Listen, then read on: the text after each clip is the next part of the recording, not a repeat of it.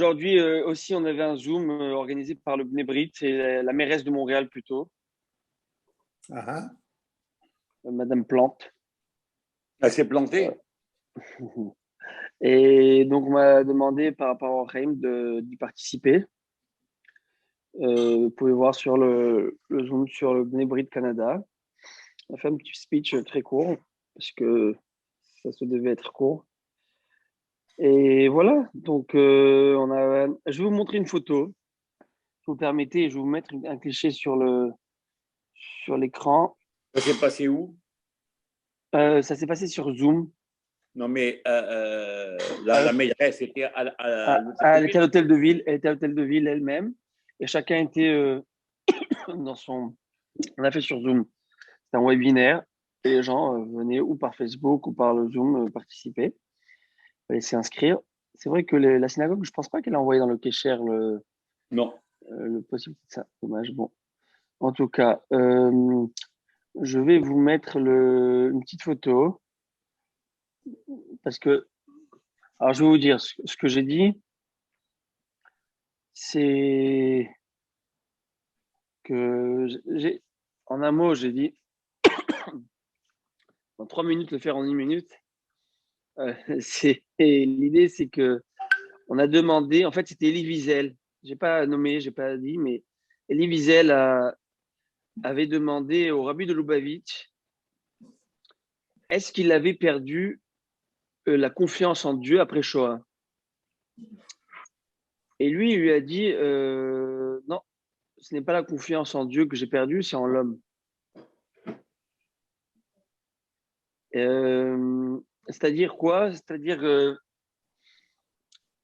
je vais vous lire un article très intéressant, si vous me permettez.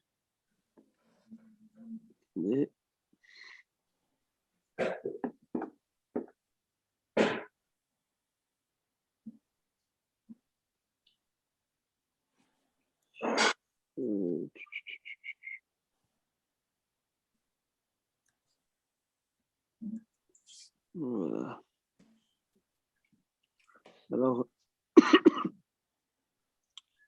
comme ça.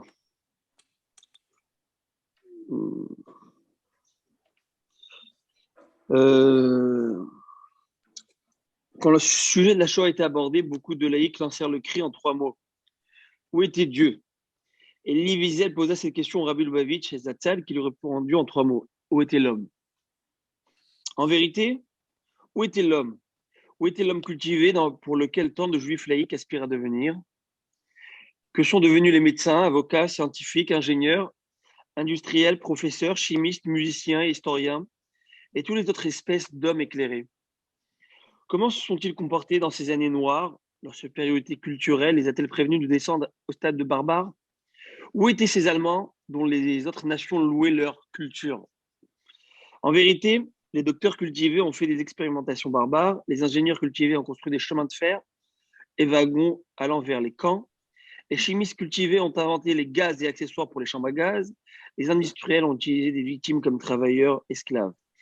Et les avocats et hommes de loi ont écrit des lois pour légaliser le génocide du peuple juif. Et le massacre du peuple de Dieu a été accompagné par la musique de compositeurs du Troisième Reich. Quand Dieu dissimule sa présence, la nature, entre guillemets, reprend ses droits. C'est seulement l'intervention divine constante qui a prévenu le fait que Hitler puisse atteindre ses plans diaboliques envers potentiellement des millions de juifs. Malgré tout, quand les juifs sont en danger de disparition parmi les nations, par leur propre volonté, Dieu est intervenu sans délai pour les sauver. Alors que l'antisémitisme s'est déchaîné, il a assuré que les juifs puissent continuer à exister en tant que peuple distinct, pour sanctifier son nom en vivant ou par leur mort. Euh, j'étais un peu. On parlait de Yom HaShoah, ces nazis, Mahshemam, Vezicham, ces hommes soi-disant éclairés, où ça les a amenés. Alors déjà, je vais vous montrer, ça me touche énormément, moi, tout ce qui est Shoah, etc. Et une des raisons, c'est celle-ci. Je ne sais pas si vous voyez à l'écran une image, une photo, un Oui. cliché. Alors, Alors, la personne ici présente, Simone Veil. euh, j'allais dire presque. Attendez, je ne sais pas si je peux faire un petit marqueur. Oui, comme ça. Attendez, comment on fait ça? Ouais. Oui. Alors, vous voyez le Magen David? Oui, Oui. oui. Alors, elle, c'est ma L'étoile grand-mère. jaune. C'est ma grand-mère. Oui, c'est votre Ma grand-mère? grand-mère. Oui, ma Ah, grand-mère. Le côté maternel, c'est la mère de ma mère. Si je me trompe pas, oui. On m'a envoyé ça. Et aujourd'hui, on a eu pas mal de clichés pré-Shoah. Et voilà. Et elle a porté donc l'étoile. Baruch Hashem, jusqu'à 120 ans, qu'Hachem lui prête longue vie. Amen. Elle vit toujours en France. Et après Shoah, elle a eu 15 enfants. Elle a eu quoi? Après 15 enfants. Ah, Mon grand-père après ses études dans une école prestigieuse en France qui s'appelle Pont et Chaussée. oui, les ponts et chaussées. Voilà. Alors, il s'est adonné à l'étude de la Torah. Plutôt, il a créé une grande association, plutôt à but lucratif. Enfin, c'était toute une. Avec ses fonds, il a ouvert des yeshivot en France avec le Rav Gershon Liebman, qu'on appelait Rabbeinu. Moi, mes parents appelaient Rabbeinu. Beaucoup de Marocains sont venus dans cette yeshiva où il avait construit vraiment c'était un style de château, quoi. C'était vraiment beaucoup de jeunes Marocains et puis ils sont Et sortis votre de là-bas. maman et votre grand-mère étaient ashkénazes ou séfarades? Alors, ma grand-mère, la mère de ma mère, elle est d'origine turque. Ah, d'accord, les Et séfarades. son père, le père de ma mère, c'est Rotnemer, Rav Eli Rotnemer, vous pouvez trouver. Et lui c'est lui qui a créé aussi les Or-Joseph en France. Je ne sais pas si vous Les quoi, connaissez les institutions Or-Joseph. Ah, Or Youssef. Or-Yosef. Voilà, Or-Yosef, c'est lui qui a créé ça, toutes ces institutions. Et après Shoah. Et toute sa vie, donc, il a mis à la Torah après. Et c'est incroyable de voir comme il y a deux comportements distincts après Shoah, ou un laïcisme complet, ou au contraire, il y a eu des gens qui sont rapprochés. Et je ne vais pas vous cacher que on n'a même pas idée, on ne sait même pas ce que ça veut dire, d'accord? Pas une bribe, mais je suis tombé sur un cours, enfin quelqu'un m'a envoyé ce cours, c'est un cours en hébreu d'un grand rave, d'un grand conférencier, où il lit une lettre. Cette lettre, certainement, vous la connaissez tous, mais elle m'a profondément ému, elle m'a bouleversé en fait. Lévinas a écrit sur cette lettre, beaucoup ont écrit, est-ce une fiction ou pas, mais certainement pas, selon ce conférencier. Le manuscrit a été révélé, il s'appelle Yossele Rakover. Yossele Rakover, la prière de Yossele Rakover à Dieu, l'homme qui parle à Dieu. Et durant la bataille de Varsovie, la révolte du ghetto de Varsovie en 1943, 16 avril, si je ne me trompe pas, en mai, il va y avoir cette fameuse bataille contre Imach Shemam Veziram, ces nazis. Et il faut voir qu'est-ce que cet homme dit, écrit. Il écrit en yiddish. Et ça a été. Et c'est bouleversant. Voilà, c'est bouleversant. Comment un homme peut arriver dans ces moments si difficiles où il dit la maison où je suis aujourd'hui, j'ai quelques bouteilles de benzine qui me restent. Vous savez, pour faire les cocktails, je ne sais moi, pour exploser les, euh, les chars des ennemis. Il voit ses enfants mourir à droite et à gauche. Il dit donc c'est la dernière maison c'est une des dernières maisons qui n'est pas encore en feu, qui n'est pas encore écrasée, quoi. Et il parle à son créateur. Et vraiment, je vous invite, si vous pouvez, si on peut retrouver, j'en ai parlé aujourd'hui justement à quelqu'un, il m'a dit qu'il a cette lettre en français, et je lui demande s'il pouvait me la retrouver, parce que je pense que ça vaut vraiment la peine de la lire. Elle est, voilà, c'est quelque chose d'exceptionnel au point où vraiment il va dire, qui es-tu mon Dieu? Tu ne peux être que mon Dieu, tu ne peux pas être parce que je ne peux pas y croire que tu es le Dieu de ces barbares. Et il faut voir ce qu'il amène. Il amène cette émouna en dernière. Ça veut dire que c'est le dernier souffle de sa vie. Il sait qu'il va mourir. Il sait que c'est. Il voit sa femme, il voit ses enfants. Ils ont été égorgés devant lui, tués devant lui. Et il ne lâche pas. Au point où cette écriture, cette lettre de Emouna est tellement forte, où il y en a, je pense, Lévinas, où il faut voir d'autres philosophes, vont dire que Baruch Haba, Rabbi Moshe, Baruch Haba, ils vont dire peut-être n'a de vrai cette histoire que la fiction qui est en elle.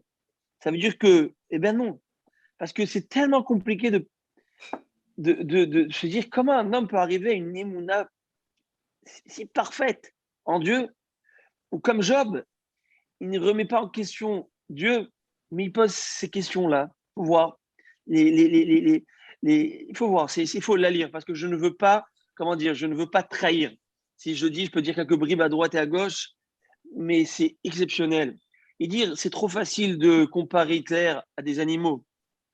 C'est trop facile. Non, non, non, non. C'est bien le produit de la culture moderne, de l'homme. C'est bien un homme. Ces animaux sont trop nobles par rapport à Hitler. Il faut voir qu'est-ce qu'il décrit là-bas.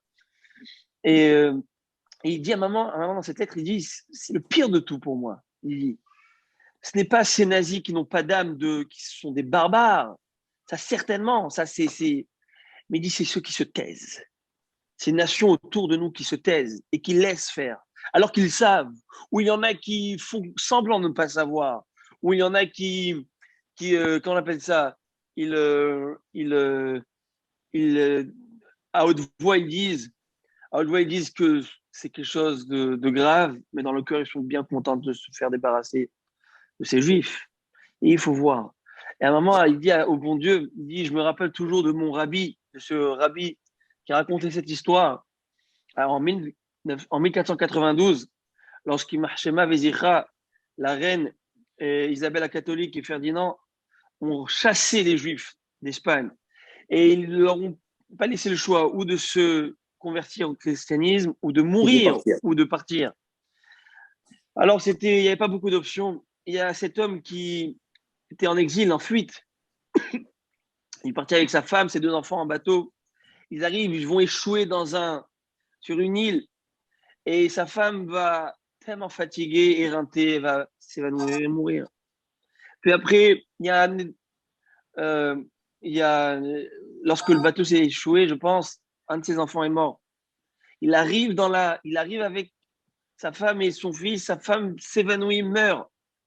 Il a le dernier en main. Quelques secondes, il le laisse. Il y a un éclair qui le frappe et qui meurt.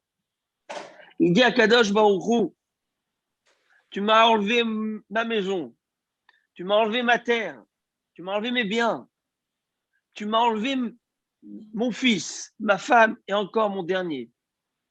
Mais est-ce que tu n'as pas compris que je ne vais jamais te laisser? Je ne vais jamais t'abandonner? Qu'est-ce qu'il te faut encore pour que tu, entre guillemets, comprennes ça?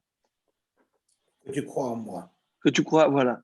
Et ça, c'est-à-dire que moi, je ne vous mens pas, j'écoutais cette lettre et je pleurais. Je pleurais à chaudes larmes parce que je me dis, merci à Kadosh Baruch Hu de m'avoir fait partie de ce peuple. Baruch Hashem, d'être d'un peuple qui s'est fait, mais quoi? A passé tant d'atrocités, tant de choses. Mais peut-être c'est ça qui a sauvegardé. Peut-être, je ne peux pas comprendre. Mais là-bas, il faut voir ce qu'il dit. Et on a posé une question au Rav Lao. Vous connaissez le fameux Loulek, ce livre qui a été écrit. Loulek, c'est ce jeune enfant, le plus jeune rescapé de comment s'appelle ce camp, pas Bergen-Belsen, je crois que c'était Dachau. Treblinka. Oh, ça a été le pire. Treblinka, ça a été le pire. Alors je pense, voilà, c'est dessus. À un moment, il dit donc, c'est une personne qui l'interviewe, qui l'a interviewé, un Israélien, il dit, mais comment ça se fait que vous êtes toujours religieux? Qu'est-ce qui... Il dit, j'ai deux choix. Ou je tourne le dos à Dieu et je suis en colère sur Dieu. Mais en faisant cela, je dis quoi? Ce qu'ils ont essayé, ces Allemands, ils ont réussi. Ils voulaient m'effacer moi, m'éradiquer moi et ma foi en mon Dieu. Et en faisant cela, je leur donne le triomphe à eux. Voilà. Papa, maman, vous êtes morts pour rien. Vous êtes morts pour rien, ils ont réussi. Leur coup, c'est Rechaim. Allô? Oui. Est-ce qu'on m'entend? Ça, j'ai plus de batterie, je vais essayer de m'en trouver un autre, mais est-ce qu'on m'entend toujours? Oui. Oui. Et il dit, où j'ai le choix de dire non, Akadosh Baruch Hu, je ne comprends pas, mais je suis toujours là parce que tu l'as voulu. Parce que tu l'as voulu. Je l'ai dit, je pense, je ne sais pas si je vais raconter, c'était le dernier cours avec le Ramoti à Kovna en Lituanie. Quand il a dit, si je suis toujours vivant dans ce monde funèbre où chacun meurt, où le sang du juif ne vaut rien, pas le mien, hein, le sang à l'époque, en 1000, et bien dans ce cas-ci, si je suis encore vivant, c'est-à-dire qu'il y a une raison. Eh bien, le Rav là-haut va dire, si aujourd'hui j'ai des dizaines de petits-enfants et derrière petits-enfants, Baruch Hashem, c'est parce que le bon Dieu l'a voulu. Et s'il a voulu, donc je vis selon sa volonté. Et ça, c'est sa volonté. Et c'est ça aujourd'hui qui me fait tenir. Ces Allemands ne sont plus là. Ces nazis ne sont plus là. Comme a très bien dit Lionel, je crois que c'est Lionel Pérez, le chef de l'opposition aujourd'hui, je vous dis quand je parlais pour Brit, je crois que c'est lui qui a dit si l'antisémitisme est un virus, alors il y a énormément de variants qui se développent de jour en jour. Il va toujours avoir. C'est clair, c'est écrit. Le Talmud le dit.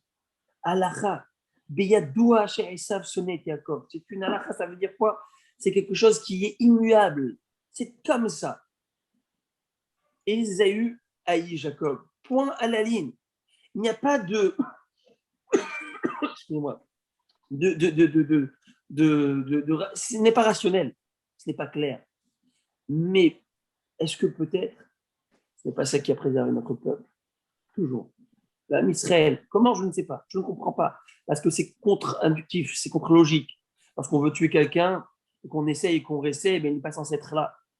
Mais comme il y a écrit dans le Passouk, avec le pharaon, Penirbe, comment il y a écrit dans le Passouk, où le pharaon va dire à Vanitrake Malo, on va essayer de faire un plan stratégique pour anéantir ce peuple. Penirbe, de peur qu'il se multiplie, de peur qu'il augmente. Peine, de peur, de doute qu'il augmente. Donc, je crains. Hachem me disait, toi tu dis peine irbé, toi tu dis de peur qu'il augmente. Moi je dis ken irbé, oui il augmente. Oui il se multipliera, ne t'inquiète pas. J'en fais mon affaire. Ils ont passé des atrocités. Et là, Israël est toujours là. C'est une preuve. Il n'y a pas plus, je peux dire, tangible pour quelqu'un qui a du bon sens.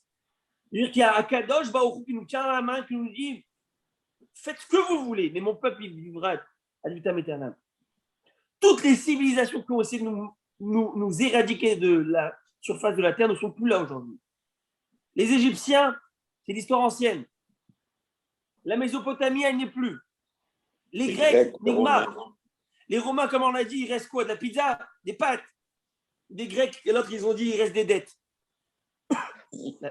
En tout cas, il n'y a plus rien.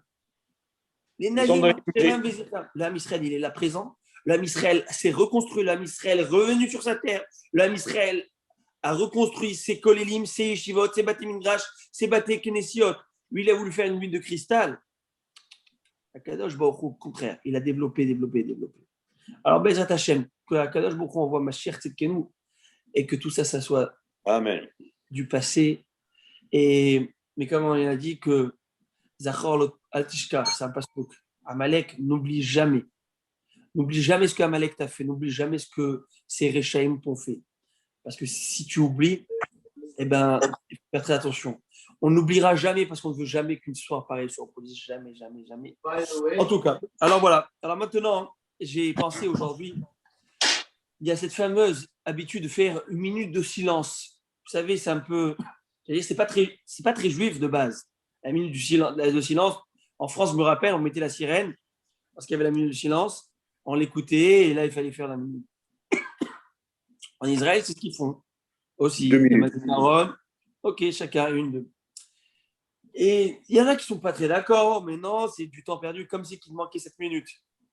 OK. Alors, il y en a qui font Télim, il y en a qui font. Chacun, j'allais dire, à sa manière de raviver la mémoire et de. OK. Mais je me suis permis de donner une explication. Si elle vous plaît, très bien. Sinon, je vous rembourse.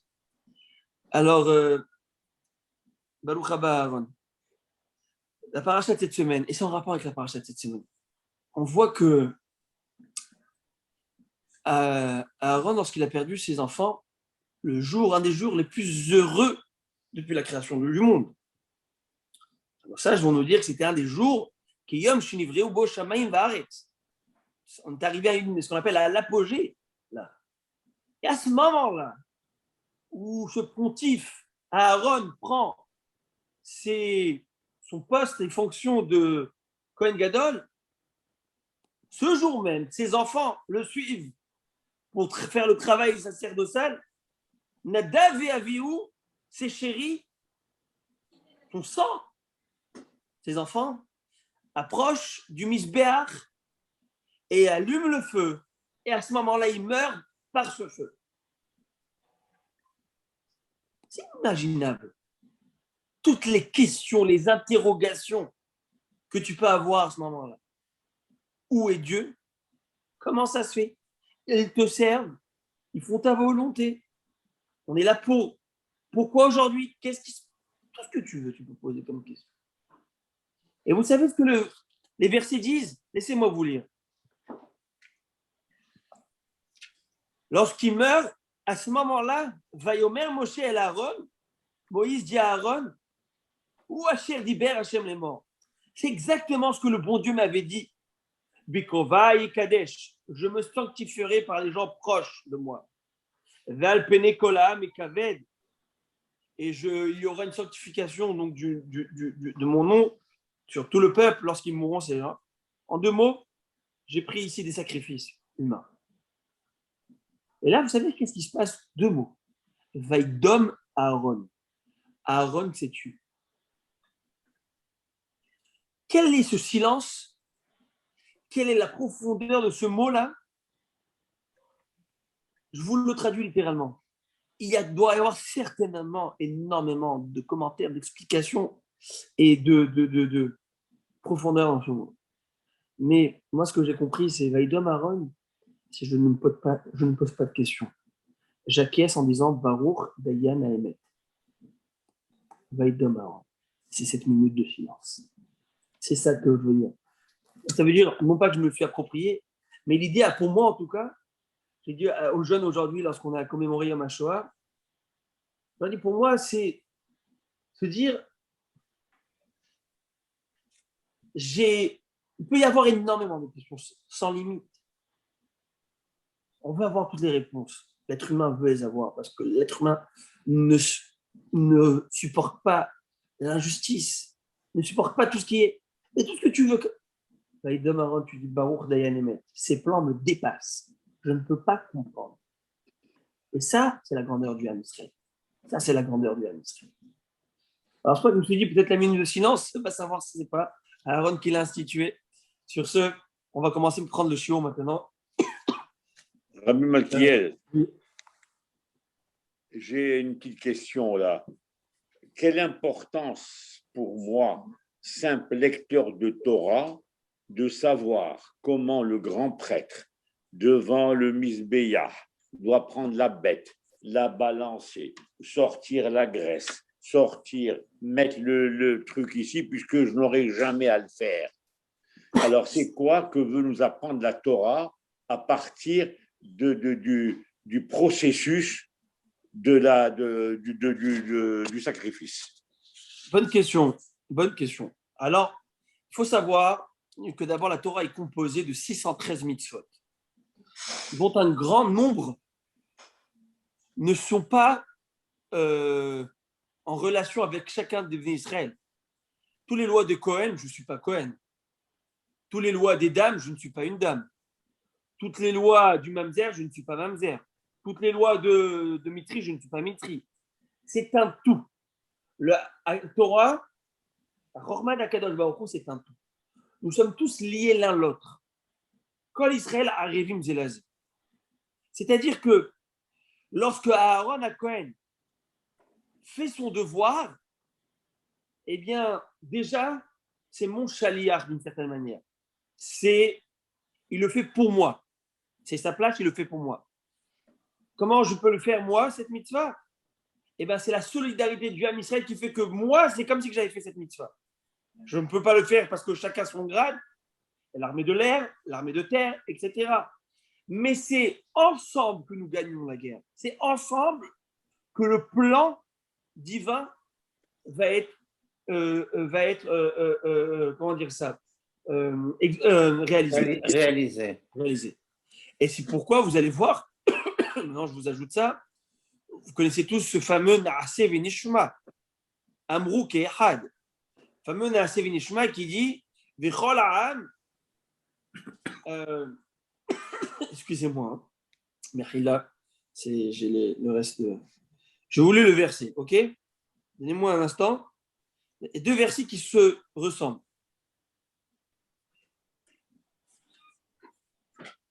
Et vous allez voir maintenant.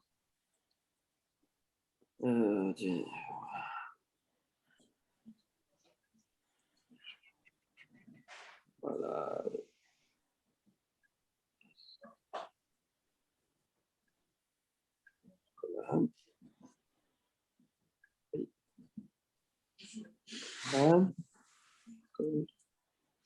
Vaya'an kol ha'am kol echad, vayomeru kol hadevarim asher diber Hashem na'aseh. Il y a un premier passage qui dit que tout le peuple a répondu en même temps, d'une seule voix, que tout ce que Hashem dit, on le fera. Na'aseh. On le fera, d'accord? C'est ce qui est écrit. Puis après, je vous sors le prochain pasuk. Vayomru el Moshe daber ataymanu v'inishma ve'el daber imanu elohim penamut.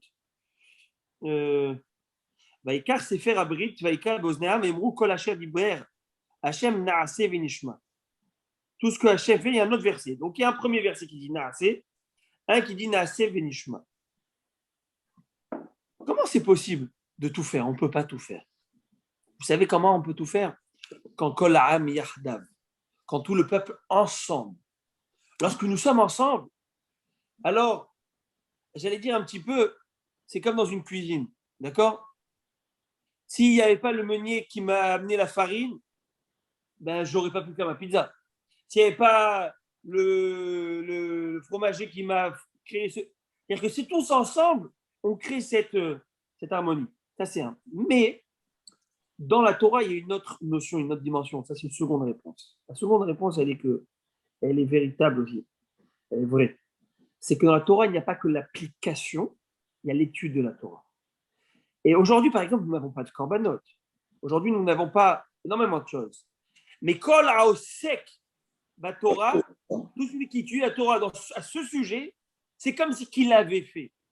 C'est-à-dire au moment où j'étudie toutes les lois des korbanot, à ce moment-là, j'ai une nouvelle casquette, un chapeau sur moi de Kohen Gadol.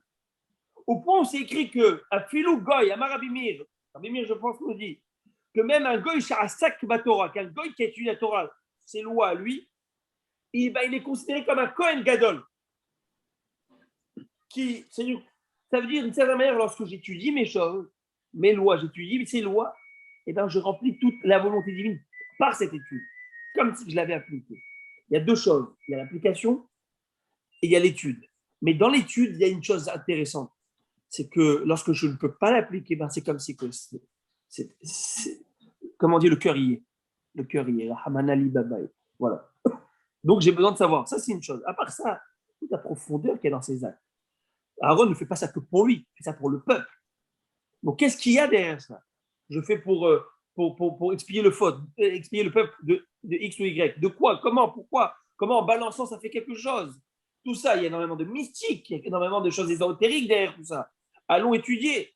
Asseyons-nous, étudions-nous le pshat, le remez, le drash, le sod.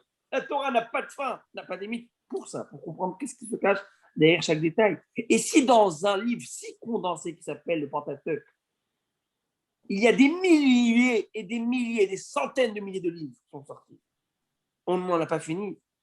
Ça veut dire qu'il y a ici, dans chaque lettre, c'est tellement condensé, dans chaque acte, chaque comportement de Aaron, de Moshe, il y a tellement de choses. Va comprendre.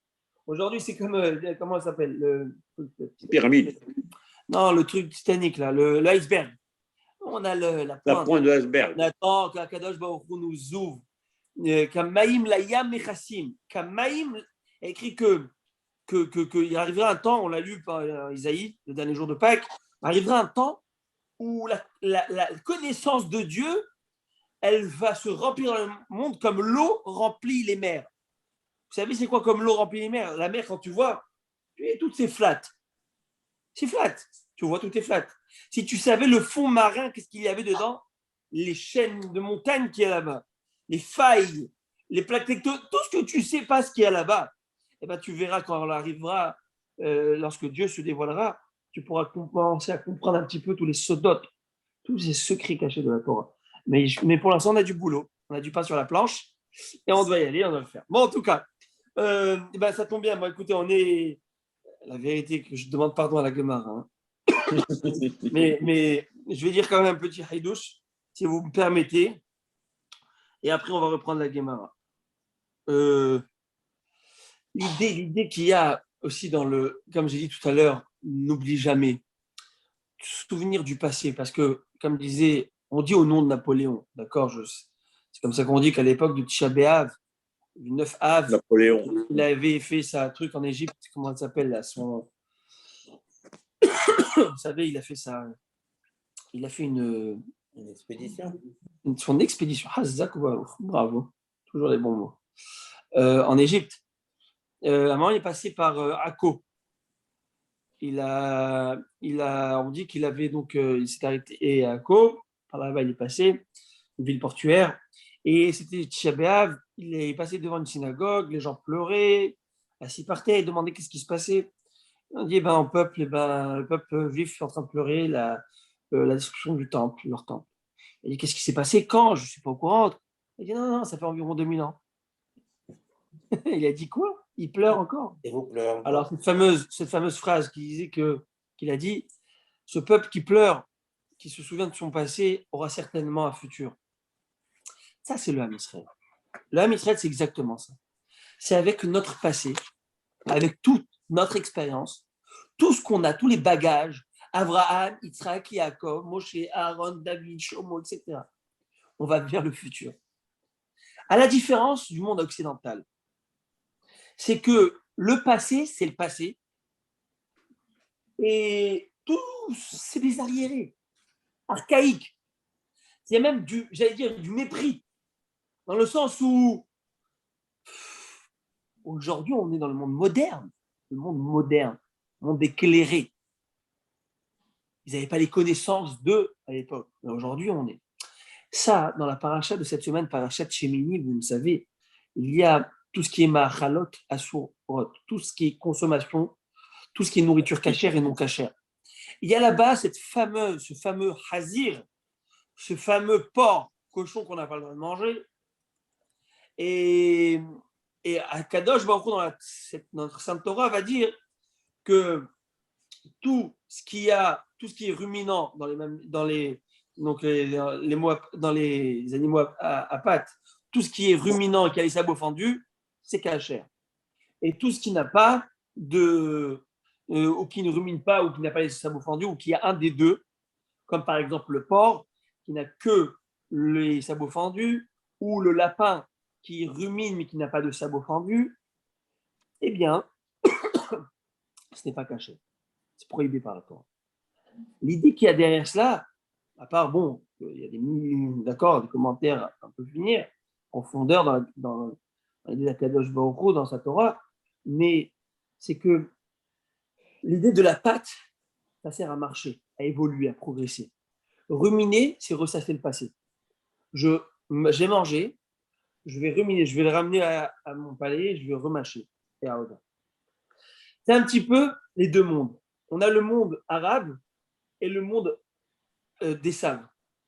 Le monde de Esav, Ésaü. Le monde occidental. Vous avez dit le monde au début, le monde quoi? Le monde arabe, le monde Ishmaël. Ah d'accord. Et le monde d'Esav, l'Occident. Vous remarquerez que chez Ishmaël, comme disait papa, c'est Ali Baba et Hasra, toujours la nostalgie du passé. Ah, tandis que chez Esav, on avance droit devant. Maintenant, on n'a même plus besoin de chauffeur dans la Tesla. Elle va tout seule. On avance. C'est la productivité, c'est l'efficacité, c'est la modernité. On n'a pas le temps pour s'il y en a un des deux, ce n'est pas caché. Chez nous, dans la Torah, qu'est-ce qu'il faut?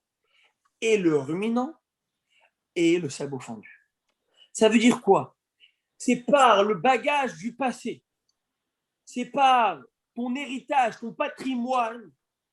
C'est ça qui va t'aider à avancer, à te propulser dans le futur, mais avec le bagage du passé. Et non pas chas de shalom détaché. Attention à ne pas détacher. Parce qu'un futur sans le bagage du passé, ça n'en est pas un.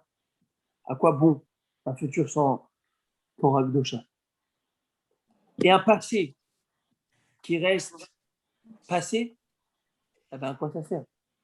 C'est l'alliage des deux. On avance grâce à nos bagages de l'époque. C'est intéressant. Donc de voir que même dans la nourriture, on retrouve ça. Et c'est ça et c'est vrai que je n'ai pas besoin de faire un dessin, mais la nourriture,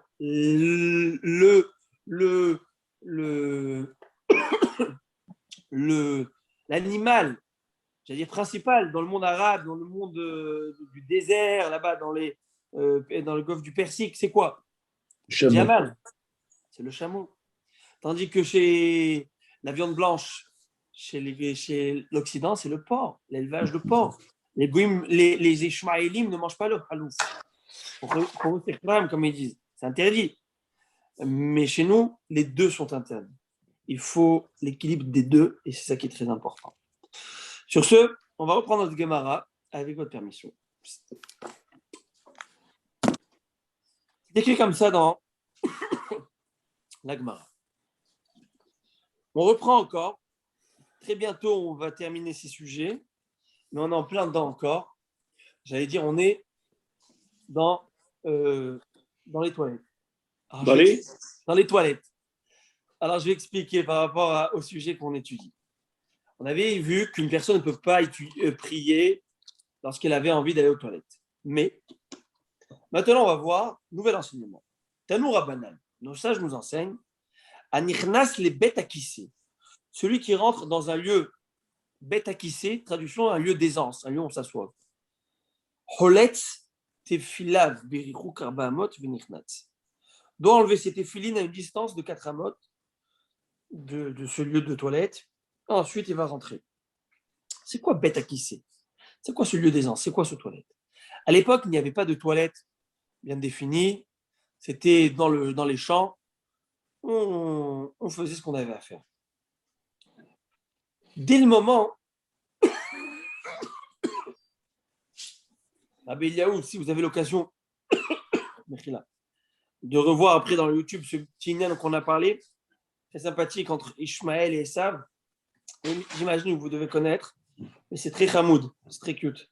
En tout cas, l'idée donc là, c'est écrit qu'une personne qui rentre dans un toilette, et le toilette de l'époque, je dis, c'est dans les champs, il doit enlever ses téfilines, d'accord? Parce qu'à l'époque, les gens portaient les téfilines toute la journée. Donc, si tu les portes toute la journée, c'était comme ça que c'était. Ils travaillaient avec, ils faisaient tout avec. Eh bien, je me rappelle une histoire.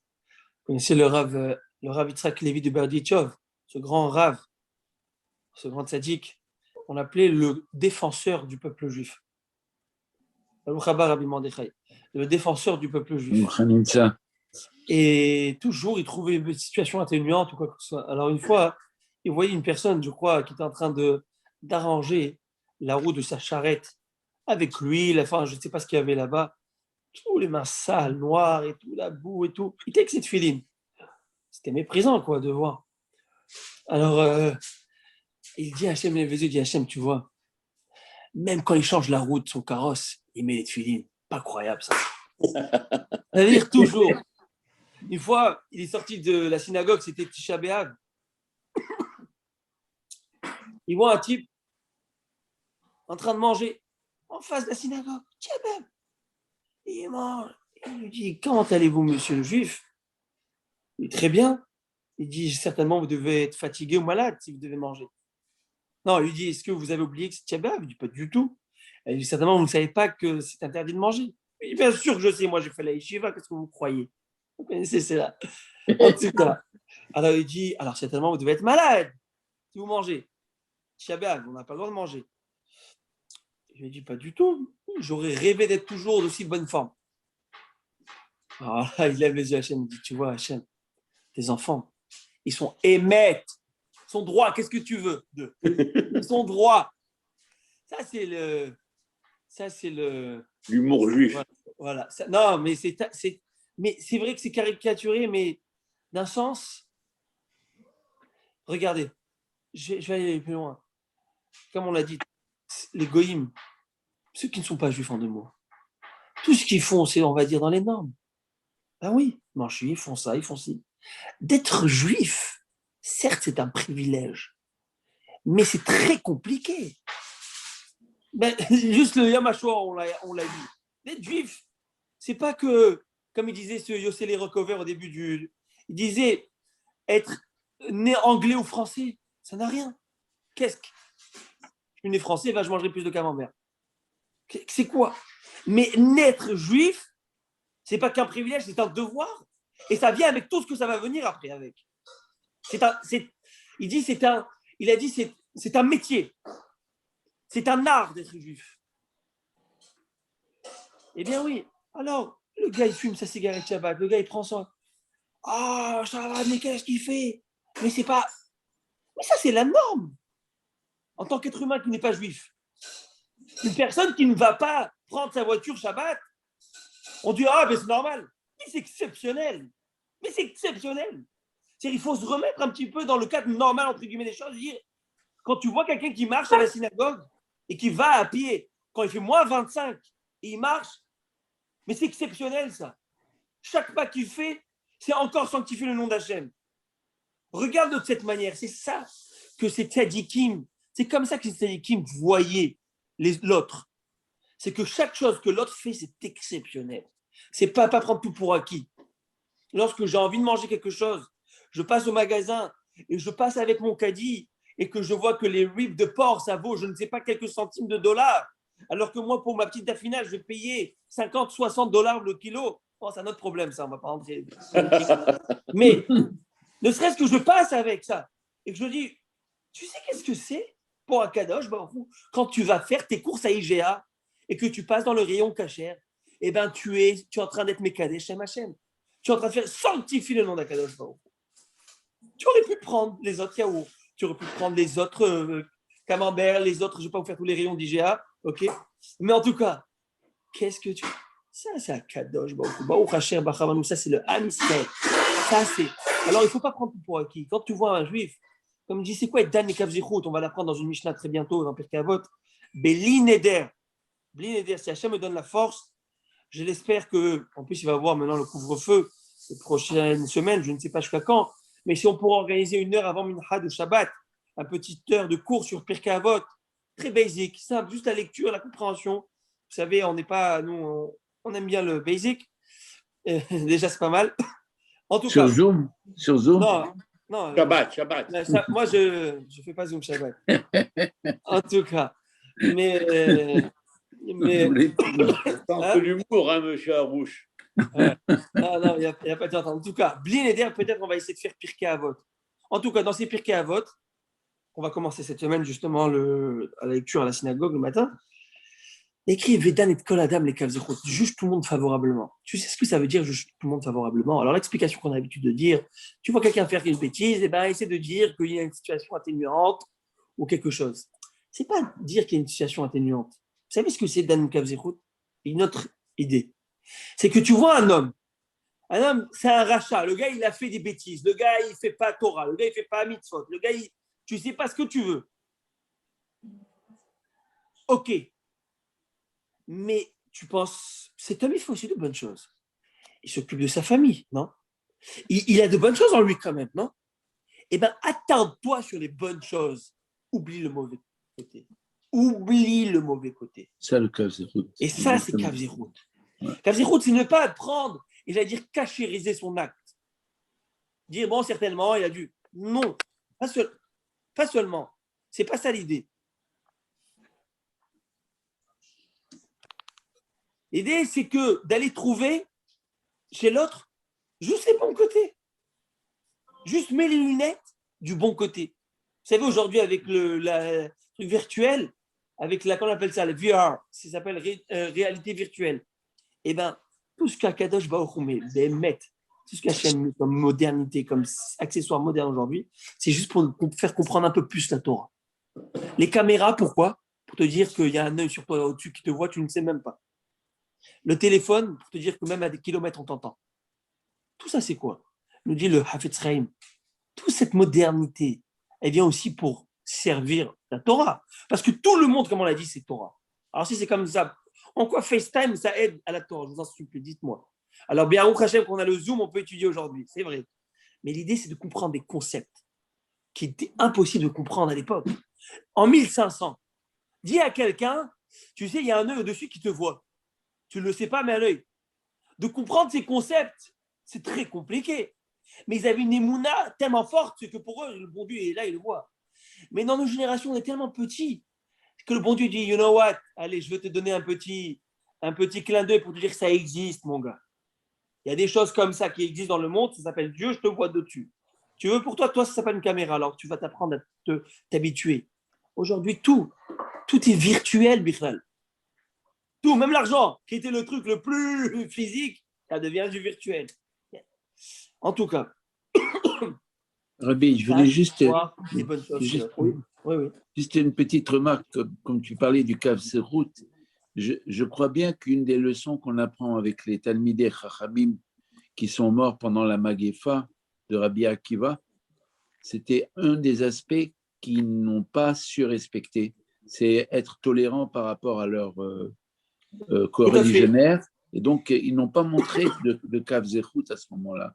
Tout à fait, tout à fait. Encore une fois, si tu es une avoda, c'est un travail qui demande, qui est titanesque, parce que de faire abstraction de choses, c'est impossible.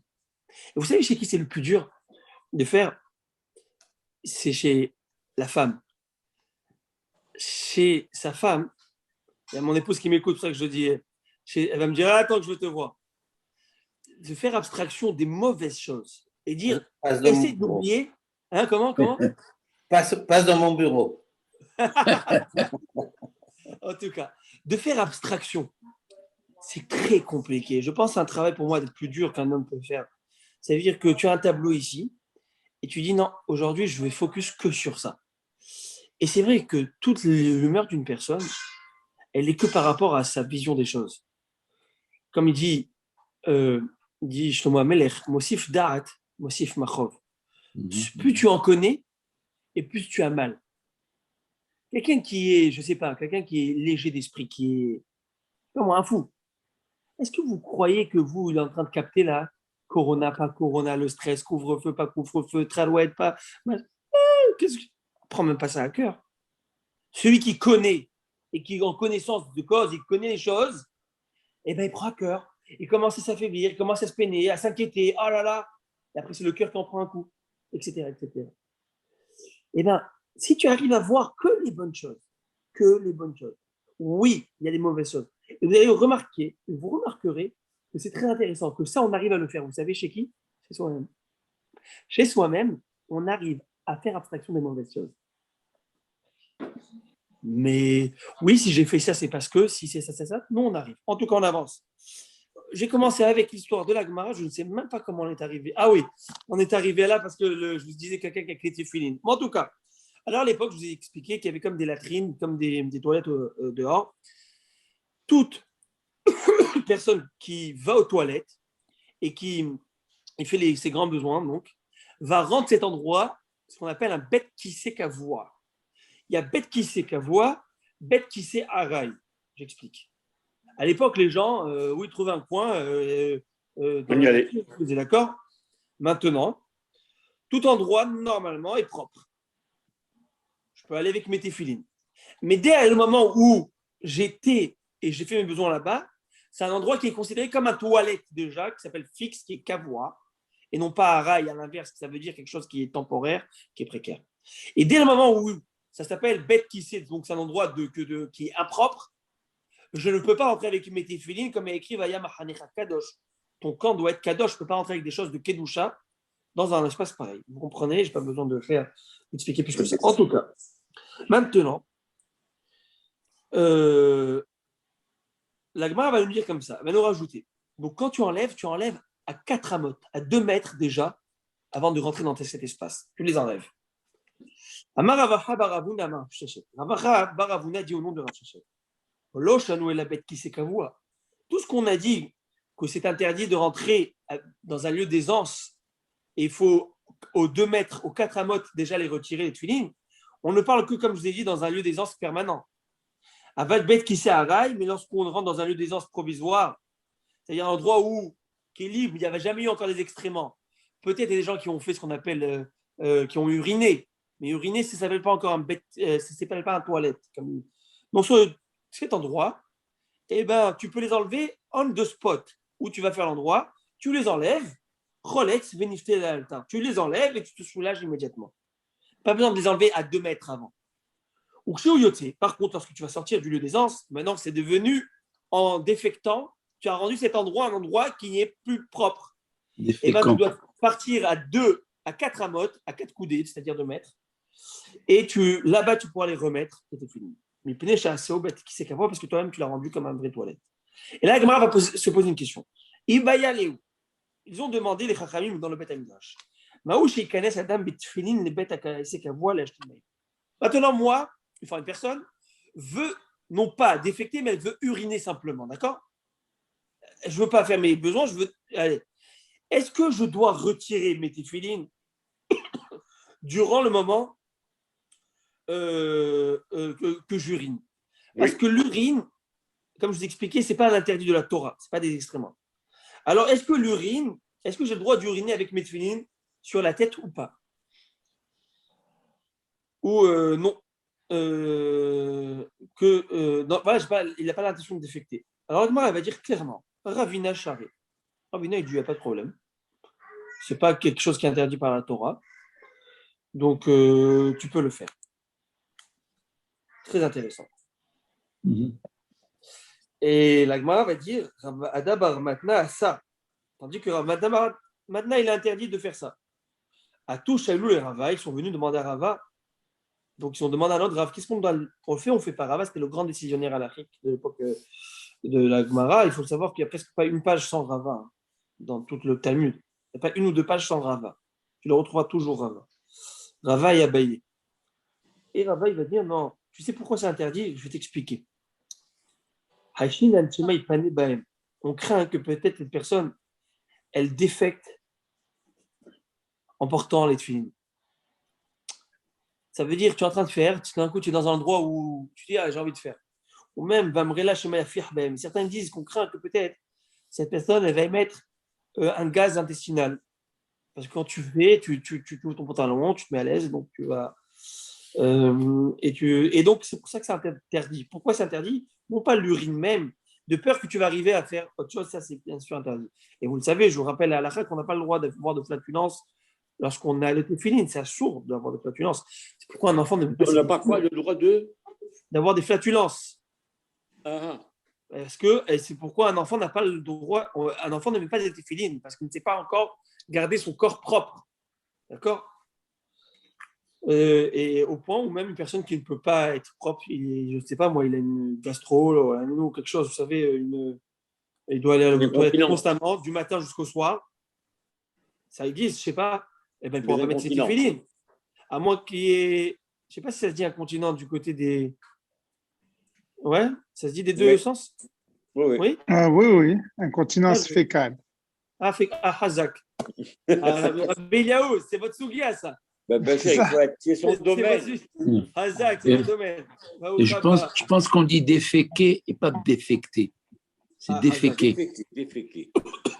Merci. Alors, on avance. Et la Gemara va dire comme ça. Tanya Idach, il y a une autre braïta qui dit autre chose. Lorsque tu vas rentrer dans un endroit, tu sais que c'est déjà un lieu d'aisance, tu dois les enlever, donc tes tefilines, à 4 amot, parce que 4 amot, on considère que c'est déjà un espace à part, l'espace vital de l'endroit, ok? Venirnas. Et puis après, tu peux rentrer dans ce lieu. Donc chez Ouyotse, par contre, quand tu vas les mettre, tu vas les sortir, tu vas les remettre, tu devras partir de 4 coudées et le faire. Divrei Bet Shammai, ce sont les paroles de Bet Shammai. Baruch haba Aaron. Bet Hillel omrim, et Bet Hillel dit non. O Hazan biyado v'nichnas. Tu les enlèves. Pour Bet Shammai, tu les poses quelque part. Pour Bet Hillel, non. Tu les enlèves, tu les tiens dans tes mains. Ok. On va le voir, tu vas mettre peut-être, on va voir un tissu. Et tu rentres avec. On verra pourquoi tu les tiens dans tes mains. Très intéressant. Rabbi Akiva Omer, Rabbi Akiva dit Hazan bebigdo v'nichnas. Rabbi Akiva dit non, pas que tu les tiens à la main, tu dois les mettre dans un habit, dans un tissu. Et avec le tissu, tu pourras rentrer, les tenir et faire ce que tu as à faire. La Gemara pensait bebigdo salkadatar. Au début, la Gemara pensait qu'il fallait tenir les tefilines sur son vêtement. Tu as un vêtement, tu les attrapes comme ça. On a dit mais c'est très dangereux parce que Zimnin dit Mishtele Léou Venaflé. S'il tient mal, ces tefilines vont tomber. C'est quoi bebigdo? La Gemara Emma ou Hazan bebigdo beyado v'nichnas. Non. Il doit le tenir dans sa main, avec son habit, avec un tissu. Bref, c'est pas juste son habit, parce qu'à l'époque, on va voir, ils avaient comme des djellabas ou comme des. Ils avaient comme des. Ils mettaient des châles, et dans les châles, ils les faisaient tenir. On va voir comment. Bon, la Gemara, elle va arriver. Je veux lire avec vous cette dernière Gemara, même si on a une minute, encore une minute. Ça, on termine le sujet. La Gemara, elle dit Rabbi Akiva, il va proposer une autre possibilité. Qu'est-ce qu'il va dire? Il peut les poser dans les trous du mur qui donne sur les lieux d'aisance. Il y avait des murs, d'accord, il y avait le Shoutarabim, le Shoutarahid, il y avait des murs qui séparaient entre deux. Avec des clous. Mais tu peux pas, il y a des trous dans les murs. Ce n'est pas les mêmes murs comme aujourd'hui, d'accord? Donc il y avait des trous. Et bien tu les mets dans les trous, mais dans quel trou? Dans les trous du côté privé, dans le champ, du côté du champ où tu vas les faire, pas du côté où il y a des passants. De peur qu'il y a des passants qui vont voir et vont dire oh, il perd tes filles. Oh, mais c'est péché ça. Et ils vont les prendre, ils vont. Veillavo. Mais c'est pas ça. Veillavo l'idée rachad. Et s'il fait ça, il va arriver à être soupçonné d'un comportement immoral. Hachad. Pourquoi? Comment on met des filles dehors? Vous allez voir, la Gemara raconte. Et il y a eu un incident avec un étudiant de Torah, le pauvre. Pourquoi les Chachamim ont demandé de ne plus les mettre vers l'extérieur, mais vers l'intérieur? Parce qu'il y avait une histoire incroyable. C'est quelqu'un qui l'a mis à l'extérieur au début, un Tamid Chacham. Il est parti faire ce qu'il avait à faire. Et il y a une zona, une prostituée. Elle est venue, elle les a pris. Quelle vicieuse, elle a essayé de faire du chantage, je pense. Elle est venue au Beth Midrash de cette maison d'études. Elle a dit Réou Matani Ploni Bisrari. Regardez ce qu'un tel m'a donné pour me payer. Kevan Shishama Otolotamid Kar, lorsque cet étudiant il a entendu cela, t'imagines? Allah, les roches, la gag, mais la falle, il va monter au sommet du toit, il va tomber. C'est suicidé. En 2 mots, il est tellement angoissé qu'il s'est jeté du haut du toit. Ou met, et il est mort. Dès ce moment-là, les Chachamim ont dit Shio Chazan Bebigdos, qui va nous dire Rabbi Akiva, que tu les prends dans tes mains, avec tes, tu as en 2 mots dans ton tissu, et tu les rentres et tu rentres là-bas, tu les laisses nulle part. Vous imaginez comment une personne, il peut y avoir des gens qui sont méchants, sournois, qui font ce qu'on appelle du chantage moral, et ils peuvent massacrer la réputation d'une personne en un instant. Le pauvre Tamid est parti simplement en toilette. Et voilà ce qu'on a dit. Je vais vous raconter une histoire, et je termine avec ça. L'histoire, elle est un peu floue, et je vous la raconte quand même. Il y avait un rave qui s'appelait, si je ne me trompe pas, il y a un sefer, il y a un livre dans le Shulchan Aruch géant. D'accord? C'est vraiment un genre exceptionnel. Il s'appelle le Levouche. On l'appelle le Levouche. Le Levouche Mordechai, Levouche. Il a écrit son livre, il s'appelle le Levouche l'habit sur les habits de Mordechai. Il va écrire là-bas tout un commentaire sur le Shulchan Aruch. Un géant encore. Mais il s'appelle le Rav Yafé. On l'appelle le Rav Yafé. Rav Yafé, vous savez ce que ça veut dire Yafé? La beauté. Beauté. Tous ses descendants étaient moches. Et moches. comment ça se fait? Et je vais raconter l'histoire. Peut-être vous l'avez entendu une fois. C'est que ce Rav, une fois, il a été appelé par quelqu'un, une dame, Goya, je pense. Il a dit, si vous pouvez venir m'aider, j'ai quelque chose, un petit problème. La maison, elle a fermé la porte derrière lui, elle a bloqué. Elle lui a demandé de coucher avec. Et d'être avec elle, de cohabiter. Quand il a vu ça, les terreurs étaient là. C'est pas une histoire, ça fait 1000 ans, c'est une histoire quelques siècles. Il lui a dit, ok, laisse-moi un instant. Dans ce palais, dans cet endroit, il y avait des toilettes, des latrines. Et ces latrines donnaient, c'était des gens modernes, ils avaient comme des tuyaux, une évacuation qui amenait vers des égouts et vers un espace. Donne-moi un instant. Il est rentré là-bas, il s'est enfermé, il est rentré dans les latrines et il a, entre guillemets, nagé, se faufiler, partir jusqu'à partir. Vous imaginez quelle grandeur? Et jusqu'à quitter là-bas. Pour pas Shalom qu'on dise quoi que ce soit. Et il a dit à Kadosh Baruch Hu, si c'est ma beauté qui me fait tomber qui allait me faire tomber dans cette avéra, je te demande s'il te plaît, enlève-moi cela de mes descendants, de moi et de mes descendants. Et voilà ce qui s'est passé. Voilà la grandeur du Ham Israël. Je suis fier et je le dis et je le répète. Merci à Kadosh Baruch Hu d'avoir fait partie de ce peuple. Kol Tuv, Shabbat Shalom. Amen. Shabbat Shalom. Shalom. Kol Tuv, Shabbat Shalom.